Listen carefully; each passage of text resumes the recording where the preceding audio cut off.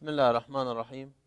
الحمد لله والصلاة والسلام على رسول الله و علی آله و اصحابه و من والاه و بعد. بینندگان و شنوندگان عزیز و ارجمند، السلام علیکم و رحمت الله و برکاته.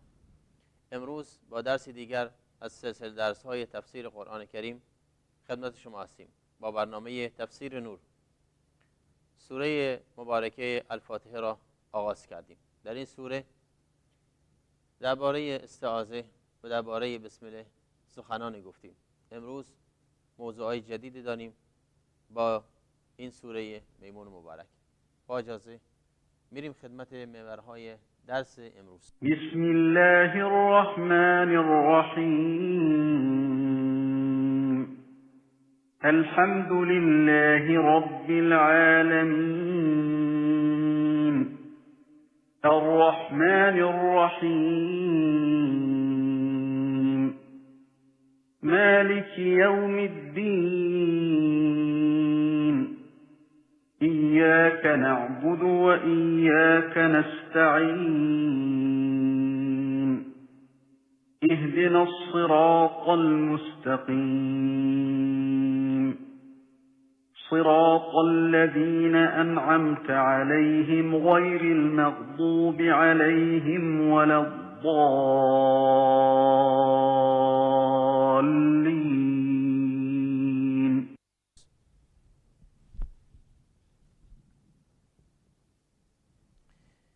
درس امروز ما به حول قوه الهی در مورد معنا و مفهوم آیه اول، کلماتی که آن در اون نهفته است الحمد و رب و عالمین خواهد بود. ترجمه و تفسیر این آیه و آیه ما بعدش یعنی آیه 2 و 3 خواهیم داشت. معنا و مفهوم مالک یا ملک در قرائت دیگر در آیه 4 خواهیم داشت و منظور از یوم الدین و ترجمه و تفسیر این آیه 4 و برداشت‌هایی از این درس. اگر دقت کرده باشید عزیزان، سوره مبارکه الفاتحه با کلمه الحمد شروع میشه. دلالت این کلمه مبارک از دو جزء تشکیل شده، یکی الف و لام در ابتدا و سپس حمد. الحمد در لغت عربی الف لام به معانی مختلفی به کار برده میشه و در اینجا به خصوص به معنای استغراق یعنی شمولیت و جامعیت، به اصطلاح اون چیزی است که ما بعدش میاد. وقتی میگیم انسان یعنی یک انسانی، وقتی میگیم الانسان یعنی تمامی انسان ها، وقتی میگیم ناس همینطور، وقتی میگیم مثلا رجل یعنی یک شخص، یک مرد، وقتی میگیم الرجل یعنی مردی که مورد نظرمون هست. پس بنابراین الف لام ممکنه برای اهدیت باشد، برای استغراق باشه، برای جنس باشه، معانی مختلفی در بر میگیره که بحث جای بحث ما نیست. آنچه مهم اینه که در اینجا بدانیم الف لام برای شمولیت تمامی آن کلمه است که اینجا به کار برده شده و آن کلمه حمد هست. در مورد کلمه حمد که ترجمه تحت لفظی آن به معنای سپاس و ستایش، سپاس و ستایش، و گفته شده که خاص‌تر از مدح و عامتر از شکر. ببینید ما سه کلمه مترادف غالبا داریم که در زبان فارسی به جای همدیگه ازش استفاده میکنیم، مدح یا ثنا و همچنین شکر و همچنین حمد، و هر سه رو به جای همدیگه به کار میبریم و حتی در لغات عربی ممکن استفاده بشه این کار بردار. ولی جالب است بدانیم که مدح در چیزی است که ممکنه این از اراده خودش صورت گرفته باشه یا خارج از اراده خودش. انسانی را مداحی میکنیم به خاطر اینکه مثلا علمی داره و دیگری را مداحی میکنیم به خاطر اینکه جمال خوبی داره. علم اکتسابی است در حالی که جمال اکتسابی نیست. یکی را مداحی میکنیم به خاطر بذل و بخششی و فداکاری که داره، خب این اکتسابی است، یعنی عملا خودش با اراده خودش این کار را انجام داده، در حالی که ممکن است یک میوه را هم به خاطر طعمش، به خاطر زیباییش، به خاطر بویش چیکار کنیم؟ مدح بکنیم. پس بنابراین ممکن است مدح عام است در آنچه که اختیاری یا غیر اختیاری، اکتسابی یا غیر اکتسابی باشه. اما شکر در مقابل نعمت هاست. شکر هم در مقابل نعمت هست. وقتی یکی بهتون یک کار خوبی انجام داد ازشون تشکر میکنیم. چرا؟ در مقابل اون کار خوبی که به ما انجام داده، اون خدمتی که به ما انجام داده، ما سپاس میگیم، تشکر میکنیم. اما و لازمه شکر واقعی هم اینه گفتن که هم زبان اون رو تکرار بکنه، سپاس رو بگه، هم دل اعتراف داشته باشه، قلب انسان معترف باشه که انسان واقعا بهش کار خوبی انجام داده. هم سعی کنیم در عمل هم چیکار کنیم؟ در مقابل رضای اون و خوشنودی اون عمل بکنیم. یعنی عملمون طوری نباشه که با زبانمون، با سپاسمون با هم در تضاد باشن. پس بنابراین تشکر هم از یک جهت عام هست، به همه جوارح انسان برمیگرده، ولی از اون جایی که تعلق به نعمت دارد پس خاصه. اما در مورد این توضیحات به خاطر این دادم که بدونیم که ما در مقابل کلمه حمد با یک کلمه مواجه هستیم که از زبان صادر میشه، ولی دلالت بر عمومیت و شمولیت به اصطلاح چی داره؟ آن کسی است که حمدش میگیم، چه دوست داشته باشیم چه دوست نداشته باشیم. چرا میگم دوست داشته باشیم یا نه؟ ممکن است ما خداوند عزوجل را به خاطر اینکه به ما سلامتی و عافیت داده، علم داده، مال داره، زن و فرزند داده، نعمتهای خوبی را به اون انعام داده، تشکر بکنیم، بهش بگیم الحمدلله. و اگر هم خدای نکرده زیانی به ما وارد شد، مریض شدیم، بازم میگیم الحمدلله. چرا؟ چون نشانه رضایت انسان از اون چیزی است که از قضا و تقدیر الهی سرش میاد. پس بنابراین حمد سپاس ستایش است و آن خاص‌تر از مدح و عامتر از شکر. علامه راغب اصفهانی رحمت الله علیه در کتابش به نام مفردات قرآن کریم میفرماید که ثنای الله بر تمام فضیلت‌ها و کمالات را حمد میگن.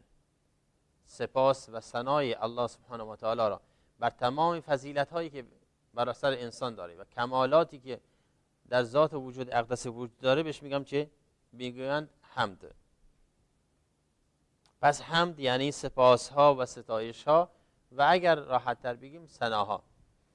بعضی از علمای لغت و تفسیر گفتن که ثنا به زبان در مقابل کاری است که اختیاری است و اینو توضیح دادیم. در صحیح امام مسلم رحمت الله علیه و مسند امام احمد رحمت الله علیه که از ائمه و روات سنت هستند و کتاب‌ها در این زمینه دارند، از ابو موسی اشعری رضی الله تعالی عنه، صحابی جلیل القدر به نام عبدالله ابن قیس مشهور به ابو موسی اشعری، ما روایتی را داریم از رسول اکرم صلی الله علیه و سلم که ایشون فرمودند الطهور شطر الایمان، الطهور شطر الایمان والحمد لله تملأ الميزان. یعنی پاکیزگی یا طهارت که از وضو شروع میشه، از غسل و مسائل شرعی آغاز میشه، اینا چیه؟ نصف ایمانه. طهور یک معنای جامع و شامل استنجا، وضو، غسل و تمامی طهارت هایی که اسلام به آن تشویق کرده، نصف ایمان را تشکیل میده. به خاطر اینکه راه ورود به عبادت هاست. انسانی که پاکیزه نیست عبادتش هم مقبول درگاه خدا واقع نمیشه، بلکه شروط صحت و قبول هر عبادتی طهارته. و سپس فرمود والحمدلله تملأ المیزان، الحمدلله تملأ المیزان. همین جمله الحمدلله با این کوتاهی، چون درش تمامی حمد و سپاس ها مخصوص الله است و شایسته الله یکتاست، همین جمله چی شده؟ فرموده است که همین جمله میزان خوبی ها را برای انسان پر میکنه. چرا؟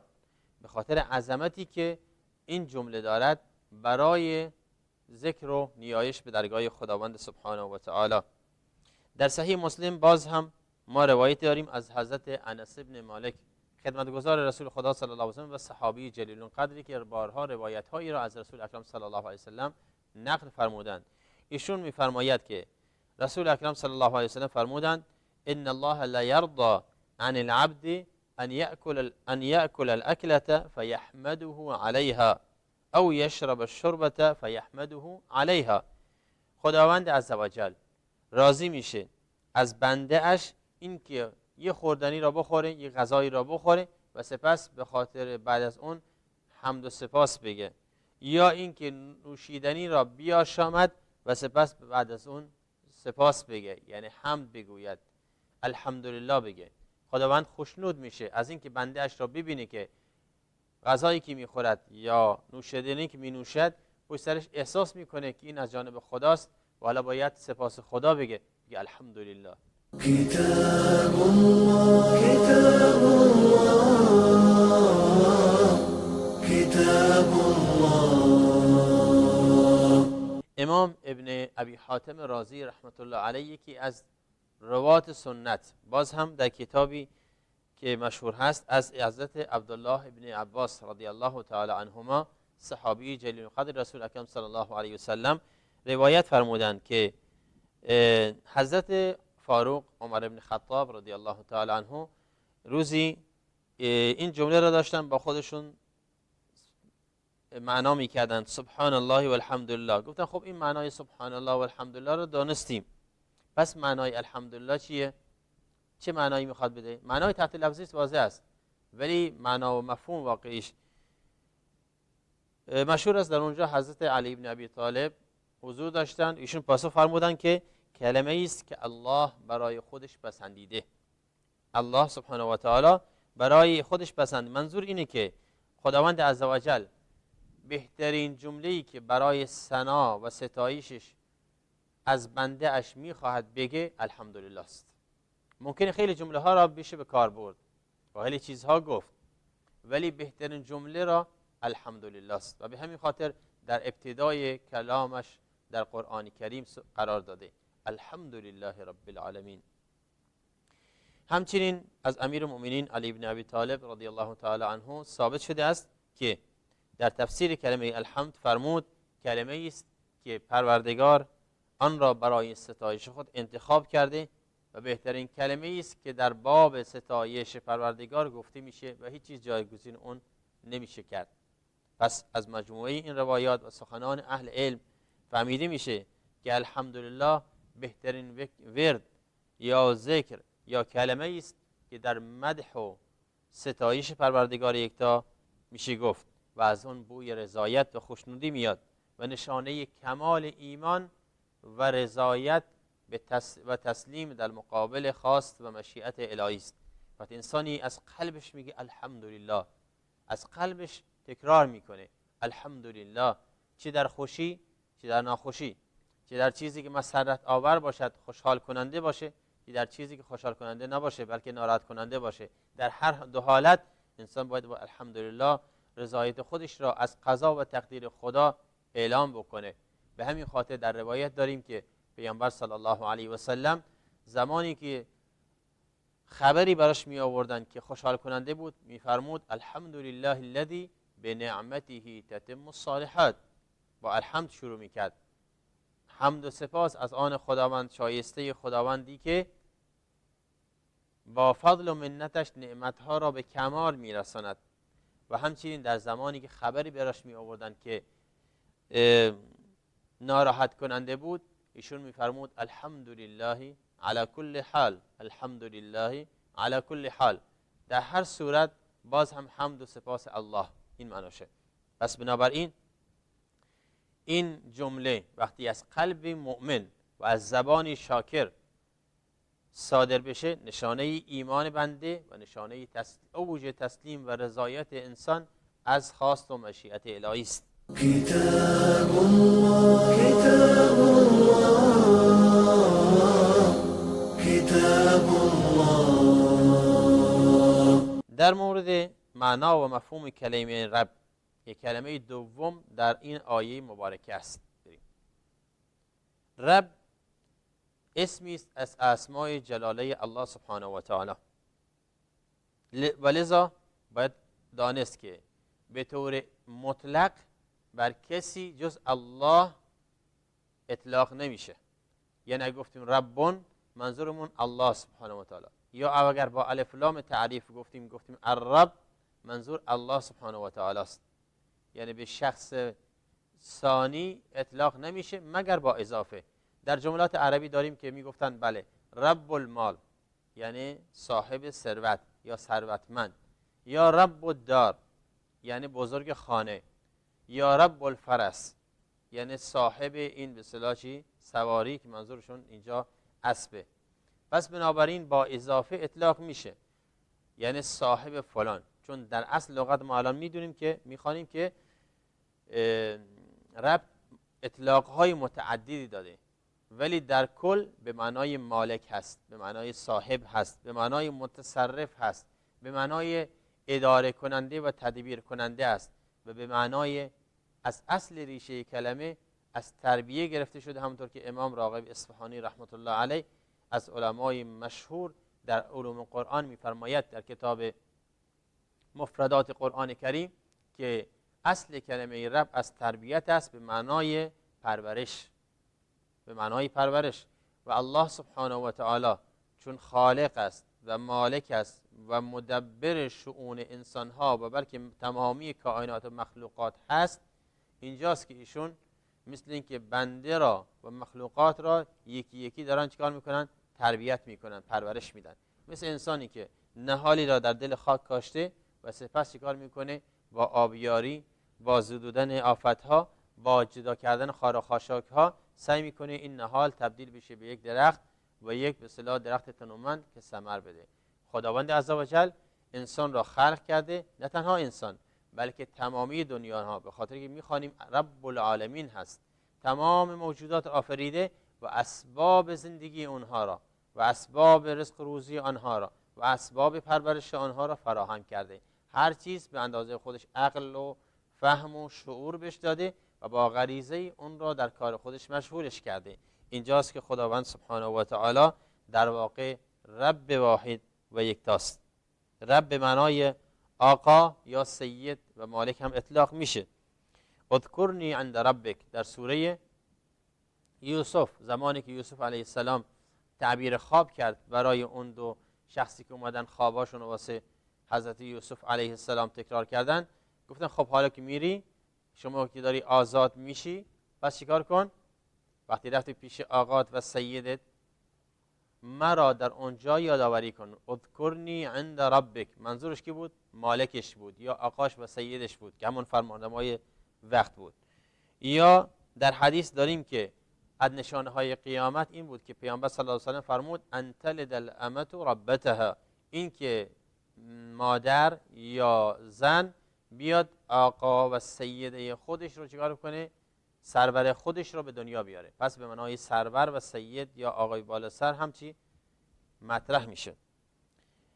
و همچنین رب به معنای معبود هست. رب به معنای معبود چون خودش مصدره و به معنای مفعولیت در اینجا به کار برده شده. حالا جمله رب العالمین معناش این میده که پروردگار جهانیان، پروردگار جهانیان وصفی است در این آیه یا بدل است از لفظ جلاله و لذا مکسور و هم با کسره خونده میشه. چون میگه الحمد لله رب العالمین با کسره، به خاطر اینکه صفت است برای لفظ جلاله. چون لفظ جلاله الله مکسور هست، رب هم مکسور خوانده میشه. به همین خاطر صفت و موصوف یا بدل یا مبدل منه یک اعراب میگیرن. اگر کسره است کسره میگیره، اگر فتحه است فتحه میگیره، اگر ضمه است ضمه میگیره. و در اینجا چون لفظ جلاله کسره مکسور اومده، لفظ رب هم مکسور خوانده میشه. کتاب الله کتاب الله کتاب الله. بریم سر اصطلاح جدید، معنا و مفهوم کلمه العالمین. کلمه العالمین، العالمین در معنای تحت لفظی به معنای جهانیان هست، یعنی تمامی آنچه که مخلوق هستند و آفریده شدند و هر موجودی در دنیای هستی واسه خودش جهانی داره، عالمی داره. انسان ها عالم جدایی هستند، جن ها عالم جدایی هستند، پرندگان عالم جدا هستند، حیوانات عالم جدایی دارند، جامدات برای خودشون عالم جدایی دارند. اینه که میشه گفت هر چیز در این دنیا عالم خاص خودش را داره، با طبیعت و غرایز خاص خودش زندگی میکنه. و کسی دیگه نمیتونه به آنها آشنا بشه مگر اینکه فقط از نزدیک با آنها معیشت بکنه و فقط به اسرار، گوشه از اسرار اون زندگی اونها میتونه پی ببره. پس بنابراین منظور از عالمین همون اصناف و متفاوتی است از مخلوقات و کائنات عجیب و شگفت آوری که خداوند آفریده. قتاده میفرماید، یکی از مفسران عهد تابعین میفرماید که هر چیز غیر از الله عالمین است. الله خالقه، اما غیر از الله چیه؟ هر موجودی غیر از الله مخلوق است. پس بنابراین عالمین شامل عالمین میشه. ابن عباس رضی الله تعالی عنهما در روایتی ازش نقل شده که فرمود مراد از عالمین انس و جنه. چرا مکلف هستند؟ انس و جن موجودی هستند تکلیف داده شدن، دین و شریعت دارن، موجود دیگه شریعت ندارن، ولی فکر کنم معنای کاملتر زیباتر باشه. و روایت دیگر هم هست از ابو عبیده. ابو عبید هم یکی از مفسران قرآن است که ایشون هم گفت که انس و جن و ملائکه و شیاطین، یعنی 4 صنف رو ذکر کرده، ولی جامع و کامل بحث کردن اینه که غیر از خداوند تمام موجودات جزء عالمین هستند و خداوند اونها را تحت لطف و عنایت خودشون و رحمت بیکران خودشون پرورش میدن. و جهان خلقت را به این دلیل عالم گفتند که دلالت بر وجود چی داره؟ وجود آورنده و خالقش و مالکش داره. چرا گفتن عالم؟ بخاطر دلیل بر وجود عالمی دارد، انسانی دارد، موجودی دارد، ذاتی دارد که اونو به وجود آورده. پس بنابراین این دلالت بر خود کلمه عالمین دلالت بر چی داره؟ بر وجود الله سبحانه و تعالی با اون حکمت و اون علم و اون قدرت و توان عظیم و بیکرانش که تمام موجودات را در جای خودش آفریده و همه در خدمت یکدیگر هستند. ترجمه و تفسیر این آیه، پس از اینکه عبارت‌های آن را، کلمات آنها را و اصطلاحات آنها را دانستیم، ترجمه روانش این میشه که تمامی سپاس‌ها و ستایش‌ها خداوندی را شایسته است که پروردگار تمامی جهانیان است. پروردگار تمامی جهانیان است.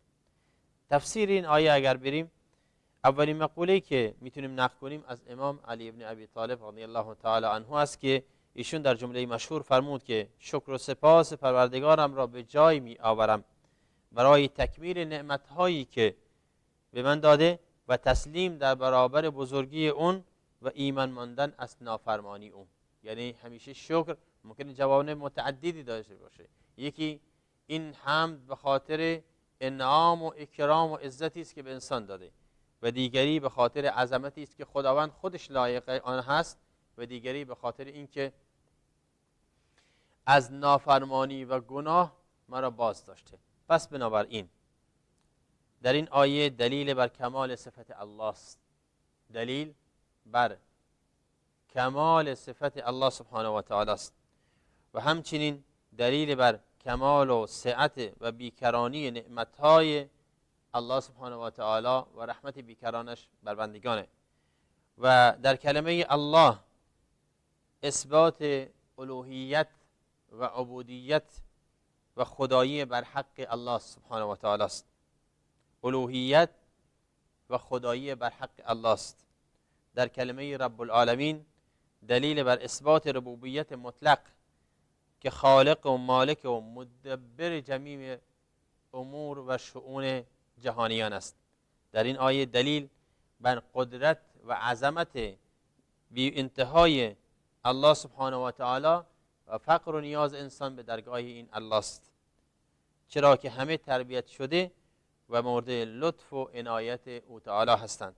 در این آیه دلیلی است بر اینکه هیچ احدی را جای تصرف و اراده تدبیر برای کائنات نیست، حتی اگر فرشتگان مقرب الهی باشند یا پیامبران معزز مکرم و یا اولیاء و شهدا و صالحین. در این آیه دلیلی است بر این که همه کائنات و نظام گردشش و نظم و ترتیبش بزرگترین علامت و نشانه بر وجود الله قدیر و علیم و حکیم و تمامی اوصاف کمال است. كتاب الله كتاب الله كتاب الله آیه بعد میریم. اینها برداشت هایی بود از آیه دوم الحمدلله رب العالمین. پس گفتیم کمال صفت الله و بیکرانی رحمت الهی به مخلوقات و اثبات ربوبیت الله سبحانه و تعالی به این که رب به معنای مالک، خالق و مالک و مدبر تمامی کائنات است و همچنین اثبات قدرت و حکمت الله سبحانه و تعالی و وسعت ملکوت دلیلی بر عظمت ملوکیت و فرمانروایی داره. وسعت ملکوت وقتی هرچی ملک انسان بیشتر باشه، ملک به همین خاطر تمام عالمین، تمام دنیا، تمامی مخلوقات جایگاه فرمانروایی الله سبحانه و تعالی است و این دلیل بر عظمت ملوکیت و فرمانروایی الله سبحانه و تعالی. بریم معنای و ترجمه آیه بعدی، آیه سوم. در این آیه الرحمن الرحیم که قبلا ترجمهش در بسم الله گذشت، اینطور ما میخوانیم که رحمت بی پایان و نامتناهی که یکی از صفات خاص الله سبحانه و تعالی است محسوب میشه و جایز نیست مخلوقی به این اسم نامیده بشه. و الرحیم هم رحمت و لطف بیکران الهی است که خداوند آن را به مخلوقاتش میرساند. پس الرحمن صفت فعلیه، صفت ذاتیه است و الرحیم صفت فعلیه که ابن قیم رحمت الله علیه در این زمینه در تفسیرش فرمود که الرحمن صفت ذاتیه الله است و الرحیم صفت فعلیه پروردگار. وجه تکرار، چرا این آیه دوباره با اینکه در بسم الله الرحمن الرحیم آمده بود دوباره اومد الرحمن الرحیم را تکرار کرد؟ گفته شده دلیل تکرار این تشویق و ترغیب به لطف و رحمت الهی است. یعنی انسان در هیچ شرایطی نباید فراموش بکنه که خداوندی دارد، الهی دارد، پروردگاری داره که رحمت بیکرانش اون را مورد، با رحمت بیکرانش اون انسان را مورد لطف و عنایت خودش قرار داده. این یک طرف قضیه. و از طرف دیگر چون ما قبل آن رب العالمین مطرح شد، در رب العالمین یک نوع رعب و وحشت ایجاد میکنه که خداوند بر همه چیز سلطان دارد، قدرت داره، هیمنه داره، پس بنابراین باید ترسید. گفت نترسید که اون صاحب رحمت بیکران و لطف و عنایت بیشمار است. كتاب الله كتاب الله كتاب الله. و این جمله را ما میتونیم بارها از قرآن کریم بخوانیم. در آیه 49 و 50 از سوره حجر میخوانیم که خداوند عزوجل میفرماید نبئ عبادی انی انا الغفور الرحیم و ان عذابی هو العذاب العلیم. خبر بده، آگاهی بده بندگان مرا این که من چی هستم؟ بسیار آمرزنده و بسیار مهربانم. این یک طرف قضیه. در سوره غافر هم همینطور دنبالش فرمود و ان عذابی هو العذاب العلیم، و این که عذاب من بدانید اون عذاب بسیار درد انگیز است، دردناک است. پس بنابراین هم بندگان را آگاه کن از لطف و رحمت بیکران الهی و هم از عذاب سخت. و همین معنا را ما در سوره غافر در آیه 3 می‌خوانیم غافر الذنب و قابل التوب. غافر الذنب یعنی آمرزنده گناه و قابل التوب و بخشنده و قبول کننده توبه و همچنین شدید العقاب ذی الطول و صاحب عقاب بسیار شدید و محکم. در صحیح مسلم هم می‌خوانیم که پیامبر صلی الله علیه و سلم فرمودند که اگر مؤمن می‌دانست که خداوند چه عقوبت سخت و کیفر سنگینی دارد هرگز در بهشتش طمع نمی‌کرد، و اگر کافر می‌دانست که نزد خداوند چه رحمت بیکران وجود داره هرگز از جنتش محروم نمی‌شد. پس بنابراین باید هر دو باشند، هم انسان از خداوند بترسه به خاطر عقوبت سخت، هم امیدوار باشد به خاطر رحمتش. اینجاست که ترس و امید دو بالی است که انسان با آن به سوی خداوند پرواز می کند و شاید برای معرفی بیشتر ذات اقدسش به بندگانش باشه که در مقام حمد و ثنا وقتی فرمود الحمدلله رب العالمین، این پروردگاری که شایسته تمامی ستایش هاست رو چگونه باید مدحش بکنیم؟ فرمود الرحمن الرحیم. آنچنان که یادتون میده، آنچنان که خودش رو معرفی کرده، خودش معرفی میکند به این که رحمت بیکران و لطف و عنایت بیشمار دارد، پس بگید الرحمن الرحیم. یعنی مثل این که خداوند عزوجل به ما یاد میده که چگونه بتوانیم با چه زبانی، با چه لطفی، با چه عبارتی از او تشکر و تمجید بکنیم. لقد أنزلنا إليكم كتابا فيه ذكركم أفلا تعقلون. در پایان این برنامه میخوام عرض کنم خدمت شما عزیزان که انسان از خلال این آیات الحمدلله رب العالمین الرحمن الرحیم میتواند به این نکته برسد که تمامی حمد و سپاس ها مخصوص الله است و کسی دیگه مستحق حمد و سپاس نیست مگر در مقابل کاری نیکی انجام میدهد. در مقابل آن کاری نیک باید ازش تشکر کرد، اما حمد و سپاس واقعی مخصوص الله یکتاست. این یک جمله و باید همیشه مقید به الفاظ شریعت بود برای حمد و سپاس خداوند. و به همین خاطر الرحمن الرحیم بعد از الحمدلله رب العالمین به ما یاد میده که اگر میخواهیم حق تشکر و سپاس از خدا را ادا کنیم باید بگردیم قرآن و سنت چگونه به ما یاد داده اند که خدای را سپاس بگیم. بازم میگیم در نهایت برنامه الحمدلله رب العالمین. موفق و مؤید باشید تا دیدار و برنامه جدید. السلام علیکم و رحمت الله و برکاته. كتاب الله